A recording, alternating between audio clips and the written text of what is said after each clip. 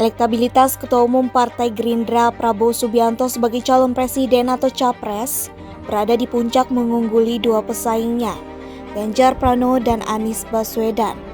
Menteri Pertahanan atau Menhan Kabinet Indonesia Maju itu menempati peringkat teratas hasil survei yang dilakukan Lembaga Survei Indonesia (DNI-JA) pada 3-14 Mei 2023. Elektabilitas Prabowo Subianto unggul di kantong suara pemilih Islam. Prabowo meraih dukungan 34,6%. Survei tersebut melibatkan 1.200 responden di 34 provinsi di Indonesia dengan margin of error 2,9%. Dalam rilis survei yang dibacakan oleh peneliti Aji Al-Farabi, Jumat 19 Mei 2023, dijelaskan bahwa pemilih Muslim atau yang beragama Islam mencapai sekitar 90% dari total pemilih pada pemilu 2024.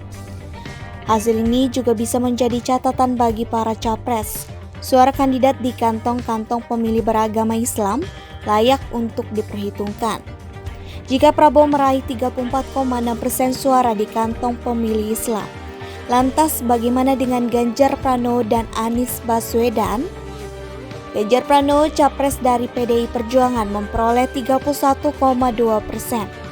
Lalu capres dari Koalisi Perubahan untuk Persatuan, Anies Baswedan mengumpulkan 21,6% suara.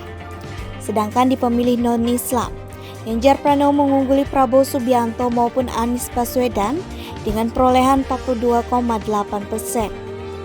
Selain elektabilitas di kantong pemilih berdasarkan agama, survei LSI DNI-JA juga meneliti perolehan suara berdasarkan geografis. Dari sisi kantong geografis, Prabowo kembali menempati posisi teratas untuk pemilih di pedesaan, mengungguli Ganjar dan Anies. Prabowo di angka 34,8%, Ganjar 31,2%, dan Anies 18,3%. Sementara di kalangan pemilih perkotaan, Ganjar unggul tipis dari Prabowo dan Anies. Ganjar meraih 33,6% suara, sementara Prabowo dan Anies memperoleh masing-masing 31% dan 27,9%. Hasil survei LSI DNI-JA.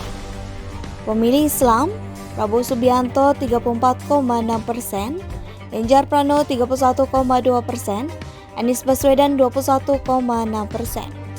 Pemilih di desa, Prabowo Subianto 34,8%, Ganjar Pranowo 31,2%, Anies Baswedan 18,3%.